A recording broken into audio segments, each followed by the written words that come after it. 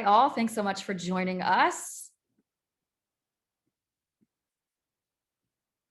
Great to see lots of familiar names on the attendee list.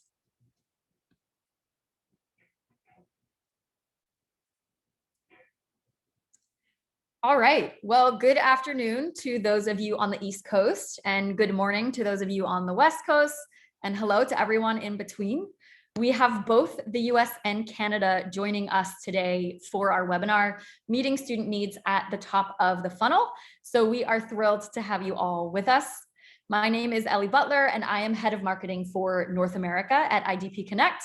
And I am pleased to be joined by my friends at the University of Kentucky and Unibuddy, who I will introduce in just a moment, to bring you this special webinar on meeting international student needs. This topic is extremely important because Gen Z is unlike any generation that has come before them. And when you couple that with the challenges of recruiting internationally, it can be quite a complicated feat to give students exactly what they're looking for when they start their higher education research. So we're also thrilled to bring you this topic at a time when IDP and Unibuddy just launched a brand new partnership to help you reach and engage more students. So a bit more on that in the presentation. This webinar will be recorded and the slides will be shared with you in a follow-up email. We encourage you to ask questions throughout the webinar using the Q&A tool located at the bottom of your webinar window, and we will cover those questions at the end of the session. And as I noted, I'm thrilled to be joined by these all-stars in the industry. Paige Steffy is Senior Customer Success Manager at Unibuddy, and Audra Cryder is Director of International Enrollment Management at the University of Kentucky. And they will each be providing their valuable insights on this important topic. So I'll quickly go over our agenda for today's webinar. We'll be discussing an overview of Gen Z and some of the most common disconnects that happen between institutions and this cohort. We'll talk about student search behavior at the top of the funnel. We'll discuss peer-to-peer platforms and the growing importance of student ambassadors. We'll then hear how the University of Kentucky meets student needs at the top of the funnel, followed by a Q&A panel and an audience Q&A. So we encourage you to submit questions throughout the webinar and we will address them at the end. So jumping into our overview of Gen Z. So Generation Z is those individuals born between 1996 and 2010, give or take. They are the generation after millennials. They are the largest generational cohort in history, making up 32% of the Earth's population. That is so significant because there are 6 other generations currently alive. So really interesting that Gen Z is such a massive population. This is the generation that you will be recruiting for the next 10 years or so. So it is critical to understand them deeply. They are true digital natives. The internet, social media networks, and mobile platforms have always been a part of their lives. That context has produced a tech-savvy generation that is very comfortable with collecting and cross-referencing many sources of information and integrating virtual and offline experiences. They want to easily find facts and information about your institution, but the facts alone are not enough. So this generation is guided by emotional connection, purpose, belonging, and authenticity. So you want to make sure you are considering those in your marketing and recruitment efforts. And on the next slide, we can see that, interestingly, the countries with the highest populations of Gen Z are Nigeria, Pakistan, India, and Indonesia. And because these countries have also experienced rapid growth and wealth accumulation in recent years, it makes for a generation of students that are very eager and capable of exploring their options for studying abroad. So definitely countries that you want to be considering in your recruitment planning, countries that you want to be considering for your marketing and recruitment travel. And lastly, on Gen Z, we would be remiss if we did not mention the importance of social media for Gen Z and how much time they are spending on their devices in general. So 40% of Gen Z spend more than 3 hours a day on TikTok. That's like a part-time job. Social media is the second most popular way for students to search for information about colleges and universities. We'll discuss the first most popular way shortly. And finally, digital truly is the way to reach them because you cannot travel everywhere. And even in places where you can travel to recruit students, they are still searching for you online. So you cannot miss the opportunity to reach them on the platforms that they are using. So what are some of the most common disconnects that are occurring between Gen Z and higher education institutions? Well, students want instant gratification. They want access to immediate information as soon as they want to search for it.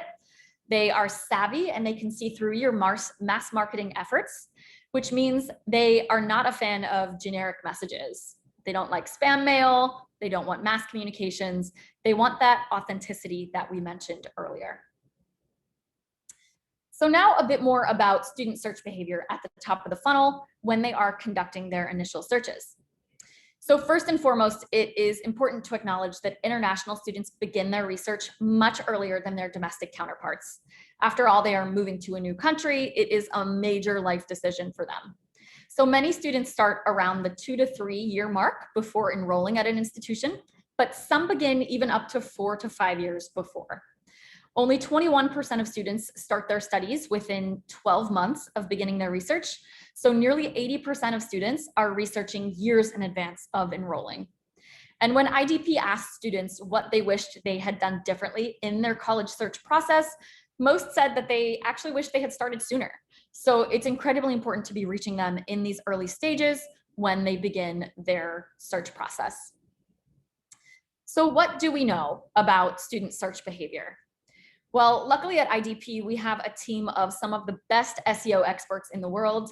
And because we have the largest digital footprint of any student search site, we have a ton of data and analytics on their behavior. So we know that when they first begin their college search process, they are doing broad online searches for program or destination information. So they're searching for the academic program that they're interested in and the destination country that they have their mind set on.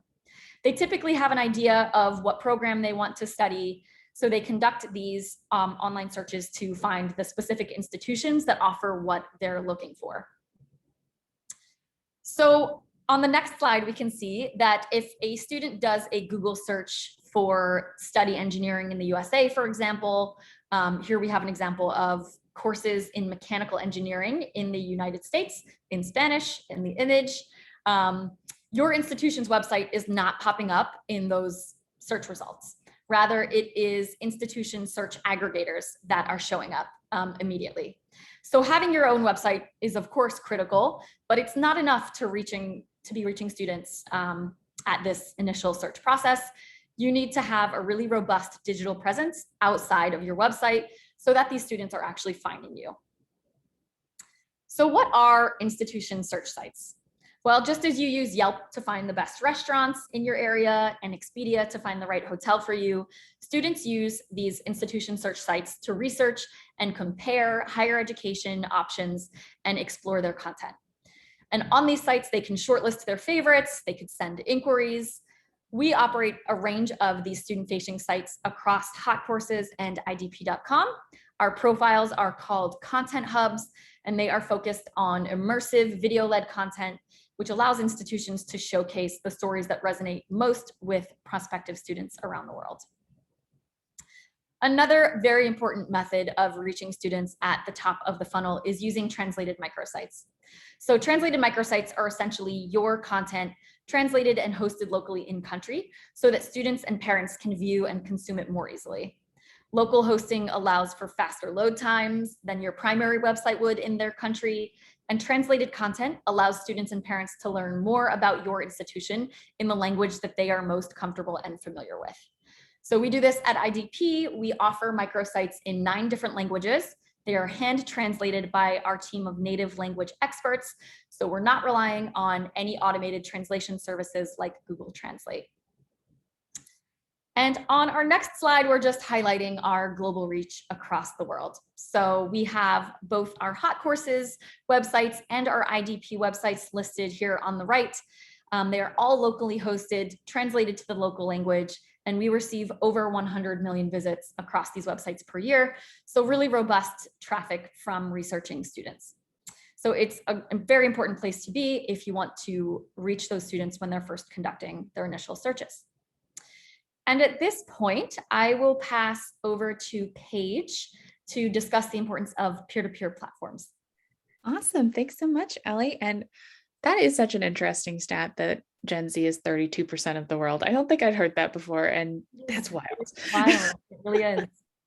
All right, well, let's go ahead and jump into Unibuddy here just to talk a little bit about why having student ambassadors at the front of your international student recruitment kind of strategy is a really important thing to do. So if we hop on to the next slide here, we'll be able to see that peer-to-peer is a really important bit of your recruitment strategy. So we live in a world that is constantly evolving. As Ellie mentioned, international students are looking broadly throughout the world to try and figure out where they would like to direct their attention for their higher education journey. And 74% of international students have questions that they wish they could direct at your current students. So it's very important when you think about where you're integrating your current student ambassadors into your recruitment strategy, that you know that there is desire for that from the prospective students that you are working with. We're also seeing shifts in student behavior when it comes to the way that they search, right? Like Ellie was mentioning, they're going to go to Google and pop in, how do I find a mechanical engineering course? And they'll find places like IDP. So it's important for you all as recruiters to think about very early funnel opportunities for these students to start connecting with your student ambassadors. And I think it's really important to note too that 49% of students feel like they would have been less worried studying abroad if they could have asked questions of other international students. So we're not only offering them information, but we're also giving them confidence in that decision that they're making to choose to go abroad for their undergraduate or graduate educational opportunities. And then when we think about as we move through the end of the pandemic, I'm always scared to say that, but it is true. We are inching through it, and that is lovely. But there is just a truth to the fact that Generation Z and all of us in general are spending longer times on social media and messaging services in the past 18 months. That might be a little bit of a reality of the pandemic itself, but I don't think that that's going anywhere because we have started to really create connections across these messaging services. And I do believe that that will continue on as we kind of move through this post-pandemic reality. If we hop onto the next slide, I think it's just really important to note the fact that your student ambassadors are what we would call authentic engagement. They have the power to influence the decision of these international students who you are recruiting, and they essentially will allow you to generate new leads and reach new audiences by showcasing the fact that you have students who look like them on your campus, who have gone through what they are going through and can answer those really personalized support questions through honestly channels where you and your recruiters probably are not as often. One of the things that I always think about with Generation Z is that I've had lots of conversations with folks who have, like younger siblings who are looking at which university they would like to attend. And those students are going to places like Instagram, like IDP, and like all of these other kind of channels, and they're expecting the same type of personal service that they would get if they came straight to you in the admissions office. So it's very important that you kind of infiltrate those spaces as well and are able to cross-functionally get those questions answered. And then also, obviously, things like Unibuddy Discover will allow you to get earlier in the funnel brand awareness, really allow your students to project what's great about your institution before a student has even decided that your institution might be the place for them. And you'll be able to reach a more diverse pool earlier in their outreach, as we have kind of said. If we can hop on to the next slide there, this just gives you a little bit of an overview of how Unibuddy as a whole can help you from the start of the funnel all the way to the end of the retention piece as well. Unibuddy Discover is the space where we're talking about with our lovely partnerships and things like that. But we do also have Unibuddy Chat and events and Unibuddy Community, which can help you really multi-thread all of this information through as many channels as possible, so students are able to connect with you in a way that makes sense to them as they proceed through the funnel. So I believe now we're going to turn it back over to Elle so she can talk a little bit about our partnership. Yes, thank you so much, Paige. So yeah, just wanted to provide some additional context as to why we are joining together here today. So as I mentioned, we're super excited because IDP and Unibuddy have partnered together, bringing together IDP's vast reach on our digital platforms and Unibuddy's market-leading global digital student engagement platforms. So this means that Unibuddy's widget is now embedded on Hot Courses sites for participating institutions, meaning that prospective students can now chat directly with your current students from our Content Hub sites. So this means they can ask questions about the residence halls, the workload, campus activities, anything that they are interested in about your institution. They can do that from their very first search at the top of the funnel. So it's a really exciting partnership, allowing greater engagement for institutions with students at that top of the funnel location. So at this point, I will pass to Audra to discuss how the University of Kentucky meets student needs at the top of the funnel. Good afternoon or morning to everybody, and thank you for joining us. I agreed to join this presentation, which I don't do very frequently, because I thought it might be a good opportunity to be that reference that frequently is asked, you know, how we all are on Facebook groups and channels asking each other, what do you think of this and what do you think of that? And I now have an opinion of this and that, since we have been working with Hot Courses way before they were IDP, and I think they might have been something else. We tried to think of a number. I think it has been more than 10 years now. And Unibuddy as well, from the day they started, from the year they started. So I can probably speak a bit to the value that they bring to our university. I don't know about all of your budgets. Our budget was not growing during the pandemic, so we had to really look at every service that we were partnering with to make sure that it meets our need as well as the needs of the students or applicants that we are serving. So to that end, this is what a Content Hub profile, one of them, looks like. We have been working with Hot Courses in different regions, trying to identify which region would be the best fit for us. It used to be one of our very many student lead sources, and many of us travel, some of us more, some of us less. We attend various fairs. We sometimes purchase prospect names from TOEFL or SAT or wherever it might be. The reason we found Hot Courses to be valuable was the funnel for their prospects to yield looked very different from the funnel that our other prospects were showing. So it did seem that Hot Courses generated qualified leads, not just leads. And if you had a good follow-up strategy, those leads were more likely to convert and matriculate than some of the other lead generating sources.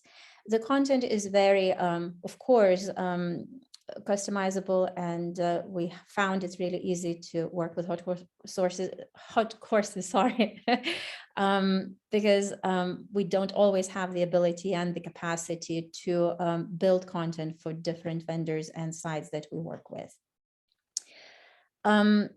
So if we look at the next slide, we will see that's just an overview of 1 year's worth of engagement on the 8, I believe we have content hubs in different languages with Hot Courses. And as I mentioned, while we have a lot of search views and institutional views, those leads generate very strong applicants. And we run what I enjoy very much, the enrollment matching tool. When our ad drop date passes, we look at whom did we get this year through the source, and historically it has been one of our leading, other than our in-person travels. And you know, when you travel and spend 3 hours with one family sitting and having tea, you can only talk to so many families. So Hot Courses is a good additional source of these high yield leads.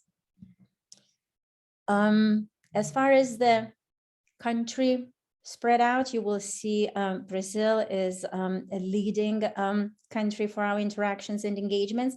This is not surprising because I believe the applications from Brazil, for us at least this year, increased by a staggering almost 2,000%, and Brazil became one of our top 3 leading countries for international undergraduate students.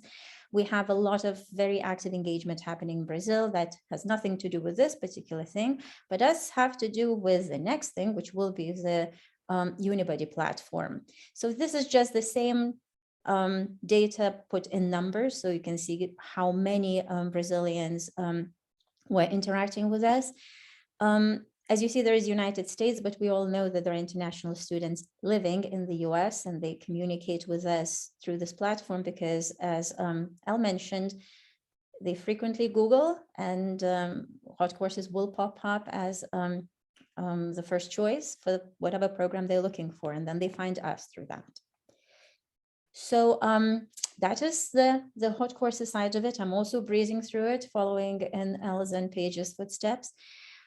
This is a kind of glimpse of the dashboard of our Unibuddy year in the bird's eye view. So I think the interesting number here is that 2,791 unique conversations. And you see we have 53 active ambassadors. We actually have more now because we just added some ambassadors. What you are seeing here are very large numbers. If any one of us had to have 2,000 plus conversations with prospective students, we probably wouldn't be able to do any of our other job responsibilities. I used to be a one-person department for a long time, so I recently got a team to work with. And even my team, all 3 of us combined, could not answer this number of inquiries and be prompt and act within 24 hours. That's where our student ambassadors come to play, and we manage their team. And they have responsibilities, and they're mandated to interact within 24 hours, and we can actually see whether or not they are responding to the students.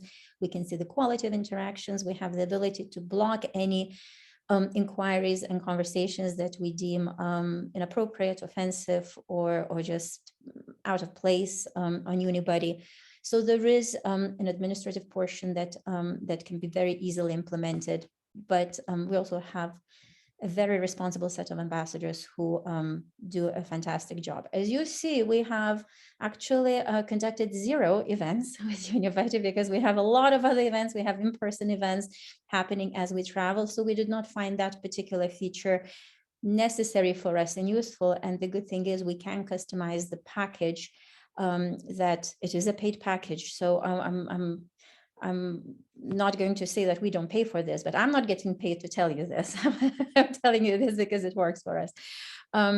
We customize the package to our needs, and we make sure that we invite faculty even from some other departments to be available on Unibuddy to answer department-specific questions. Let's look at the next slide, and there you will see sort of what it looks like on our website. Anytime you go to our university's international website, and by now to any of the content hubs that Hot Courses hosts, there will be a small pop-up on the bottom right corner of any one of our multiple ambassadors saying, hey, would you like to chat with our ambassadors? And if you click on that pop-up, this page opens. You will find the prospects have the ability to sort by the country, by the area of studies. We have more than 35 countries represented, I believe. We have a wide array of areas of studies represented.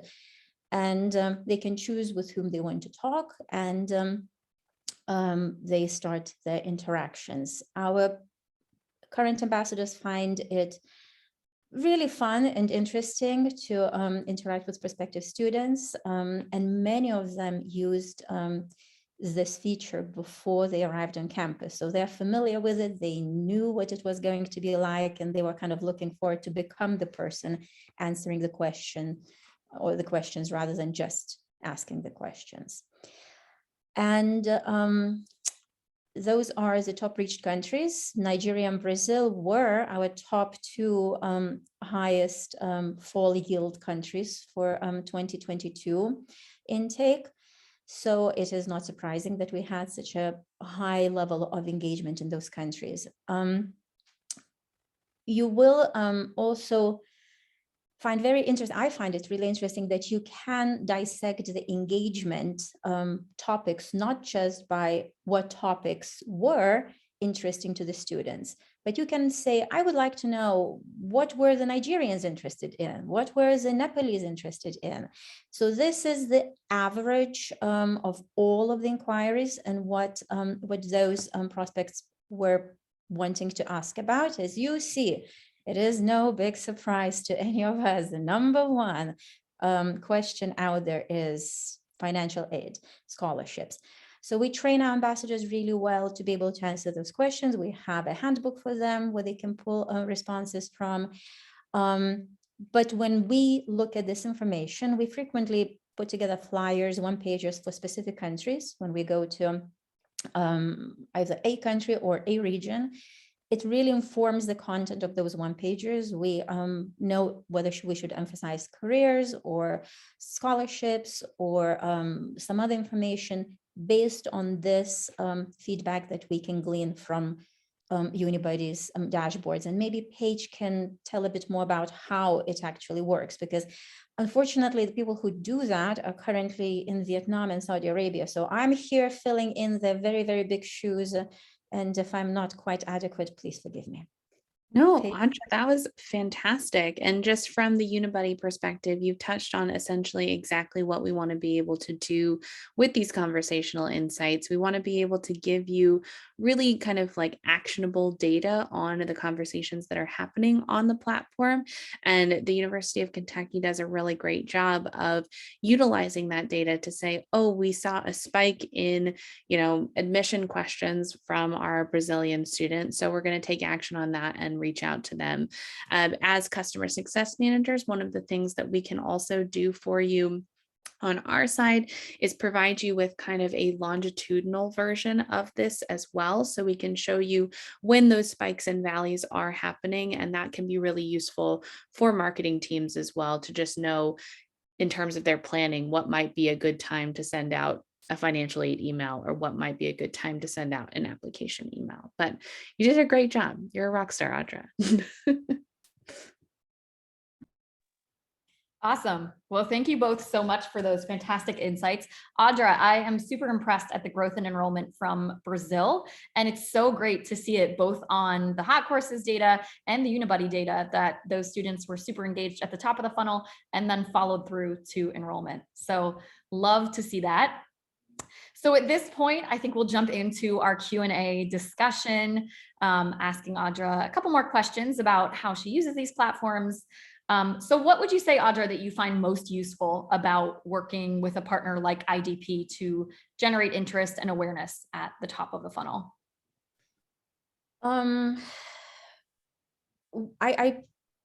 I don't know about, because the data hasn't come out yet fully for 2022, but anecdotally, just based on my travels earlier this summer and this early fall, while talking to colleagues from other universities, we all agreed that the funnel has changed.